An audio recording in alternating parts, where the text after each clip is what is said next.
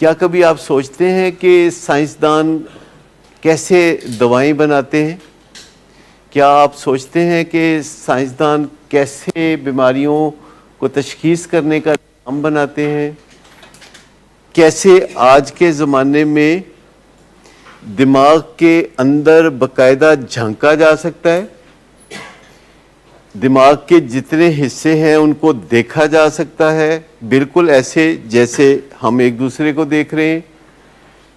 کیا آپ جانتے ہیں کہ آج جتنے بھی کیمیکل دماغ کے اندر کام کرتے ہیں ان کو دیکھا جا سکتا ہے، مختلف روشنیوں کی طرح بلنک کرتے ہوئے ان کو دیکھا جا سکتا ہے، اور آپ کو پتہ چل سکتا ہے اپنے سکین سے، جنہیں اسپیکٹ سکین کہتے ہیں، کہ یہ بائیپولر ڈس آرڈر ہے یا یہ اسکیزوفرینیا ہے یا یہ ڈپریشن ہے۔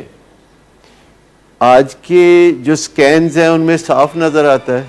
تو آج کے جو سکینز ہیں، اسپیکٹ سکینز ہیں، اس میں دیکھا جا سکتا ہے کہ یہ اسکیزوفرینیا ہے جس میں وینٹریکلز کا سائز بڑا ہو گیا ہے، جس میں گرے میٹر یعنی جو دماغ کے خلیے ہوتے ہیں ان کی جھلیاں پتلی ہو گئی ہیں۔ سب کچھ دیکھا جا سکتا ہے، نہ صرف دیکھا جا سکتا ہے بلکہ ان کا علاج کیا جا سکتا ہے۔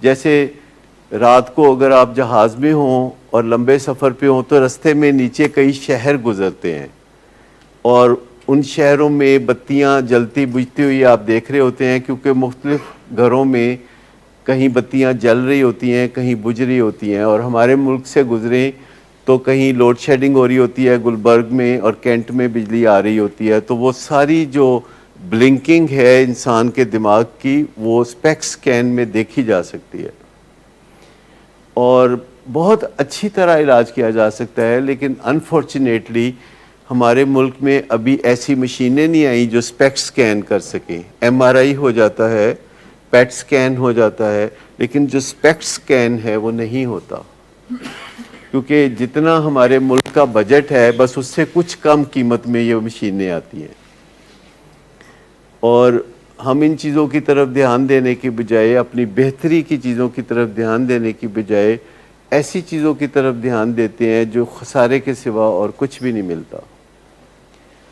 تو میں پھر بھی آپ کو بتاؤں کہ اگر آپ ہسٹری آف میڈیسن پڑھیں یا ہسٹری آف سائیکیٹری پڑھیں یا ہسٹری آف ایڈکشن پڑھیں تو آپ بہت مطمئن ہو جائیں گے۔ مجھے تقریباً یہ 50 سال اب ہونے کے آئے ہیں جب جو میرا واسطہ پڑا میڈیکل فیلڈ سے 1970 میں، تو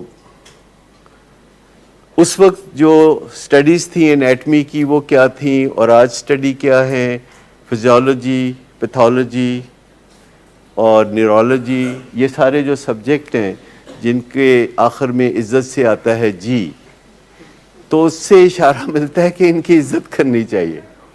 اور میں آپ کو بتاؤں کہ بہت اللہ کا احسان مانتے ہیں جب ہم دیکھتے ہیں کہ 100 سال پہلے بلڈ پریشر کی کوئی دوائی نہیں تھی، اکثر لوگوں کے دماغ کی خون کی نالی پھٹ جایا کرتی تھی اور فالج گر جایا کرتے تھے، گھروں میں کوئی نہ کوئی ایک بوڑھا انسان فالج کے ساتھ زندگی گزار رہا ہوتا تھا جو کہ دوسروں کا محتاج ہوتا تھا۔ اب آپ مجھے بتائیے کہ آج کل آپ کی فیملی میں کسی کو فالج ہے کسی کو؟ نہیں نا؟ تو یہ ایک بہت بڑی چینج ہے جو دنیا میں آ رہی ہے کہ فالج بہت کم لوگوں کو ہوتا ہے، کیونکہ بلڈ پریشر کو قابو میں رکھنے کے لیے بہترین دوائیاں آ گئی ہیں۔ اسی طرح ڈائبٹیز کے معاملے میں بڑی ایڈوانسمنٹ ہوئی ہے کہ پہلے جن کو ٹائپ 1 ڈائبٹیز ہوتی تھی بچوں کو، وہ کبھی جوان نہیں ہوتے تھے، وہ اس سے پہلے دنیا سے چلے جاتے تھے، اور یہ سب کچھ میں نے پچھلے 50 سال میں میری آنکھوں کے سامنے دیکھا ہے۔ اب میرے دیکھتے دیکھتے سارے علاج اتنے کامیاب ہو گئے ہیں۔ سن 70 میں جو کہتے تھے نا اچانک دل کا دورہ پڑ گیا اور بندہ دنیا سے چلا گیا، اب آپ ایسی خبریں بہت کم سنتے ہیں کہ کسی کو اچانک دل کا دورہ پڑا۔ تب بھی دل کا دورہ کبھی اچانک نہیں پڑتا تھا، 15 سال جسم میں تیاری ہوتی ہے تو پھر دل کا دورہ پڑتا ہے، لیکن پہلے کولیسٹرول کا ٹیسٹ ہی نہیں ہوتا تھا، لہٰذا دل کی بیماری کا پتہ چلتا تھا جب دل کا دورہ پڑتا تھا، اور پھر زبان کے نیچے گولی رکھنی تو لوگوں کو افاقہ ہوتا تھا. تو پھر بائی پاس آپریشن ہونے شروع ہوئے، لوگوں نے بائی پاس آپریشن کے بعد 40 سال زندگی پائی. پھر سٹینٹ پر شروع ہوئے کہ دل کا دورہ پڑا، ہسپتال گئے، سٹینٹ ڈالا، گھر واپس آئے، سویرے اٹھ کے ناشتہ کیا کہ ڈاکٹر صاحب نے ایویں سٹینٹ پاتا ہے، ایویں پاتا ہے. کیا آپ نے کبھی سنا ہے کسی سے شکوہ کہ ڈاکٹر صاحب نے ایویں سٹینٹ پا دیتا ہے؟ اکثر لوگ کہتے ہیں. تو یہ نہ سمجھی کی باتیں ہیں، نہ شکری کی باتیں ہیں. پہلی دوائی جو اسکیزوفرینیا کے لیے آئی، یعنی ذہنی توازن کی خرابی کی جو پہلی دوائی آئی وہ 1948 میں آئی، اس کا نام کلورپرومیزین یا لارجیکٹل تھا. دوسری دوائی آئی اس سے 20 سال کے بعد 1970 میں آئی، اس کا نام یہ ہیلوپیریڈول تھا جسے سیرینیس کہتے ہیں. اور یہ سیرینیس بیسیکلی پین کلر تھی، اور جو لارجیکٹل بیسیکلی اینٹی پائریٹک تھی، یعنی بخار کے خلاف دوائی تھی.